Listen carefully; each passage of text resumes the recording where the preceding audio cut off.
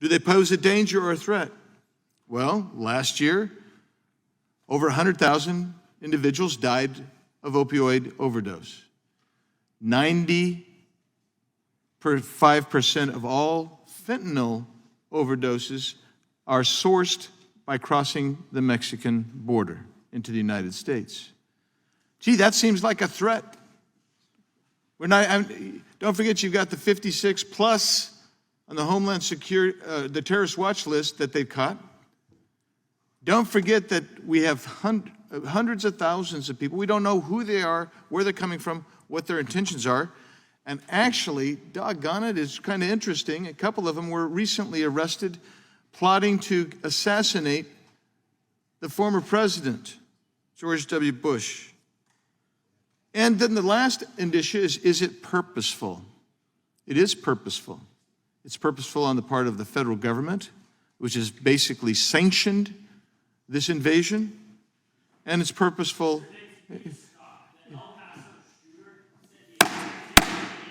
Oh, thank you so much. Yes. The gentleman.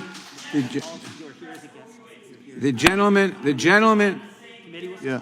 The committee will suspend. Reiterating the points of mass shooters in your manifesto. The committee will suspend. High school, anti-Semitic, anti-blacks, and racist. Our final guests will please behave themselves. Guess what? Those guns are coming from the United States of America. Yes. They are coming from Mexico. They are not coming from Mexico. You are reiterating the points of a mass shooter, sir. Sir, you are perpetuating this violence. You need Out to you go. let this not out. A Democrat or Republican, stop these things now. Go give it. Mr. Chairman, didn't the gentleman just interrupt an official proceeding?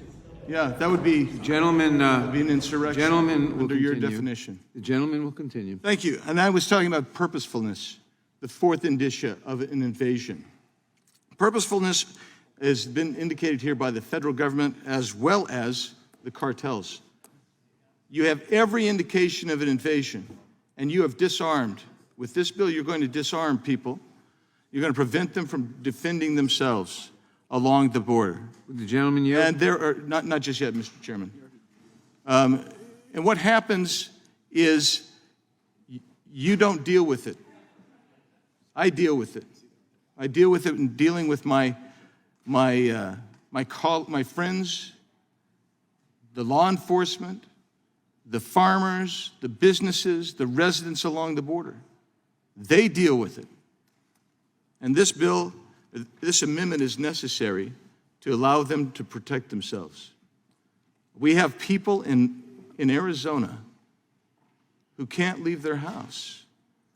I have one individual who sold his house and moved after 17 home invasions by illegal aliens coming across the border. 17. Sometimes his wife was left there without him. He didn't ever know whether he could leave for his remote area, leave her alone. What this amendment does is it allows individuals to own weapons to protect themselves. And that is what's necessary. Would the gentleman yield? I'll yield for just a few seconds, Mr. Chairman. Yeah, I just have a simple question for you. Yeah. By this amendment, you're permitting people who live within the 10 miles of the border. within 10 miles of the border to have what I loosely call assault weapons, the prohibited weapons. It is necessary, you say, to prevent an invasion because the military isn't doing it. How do you know who to shoot? You see some Mexican-looking people walking down the street. Oh boy, let me just, I'll reclaim my time. That's a really racist statement because what happens now today is we have people from 150 different nations coming into our country. But Nobody's going to shoot somebody simply because they're coming across the border. But if somebody's trying to invade their home, you're going to prevent them from being able to defend themselves. It is a racist statement to say, oh, somebody's going to shoot somebody because they look like a Mexican. That is absolutely intolerable. And quite frankly, I'm surprised to have heard it from you, Mr. Chairman. But the reality is this amendment is a logical, rational solution to the problem that you're trying to ignore, quite frankly, and I'll yield back.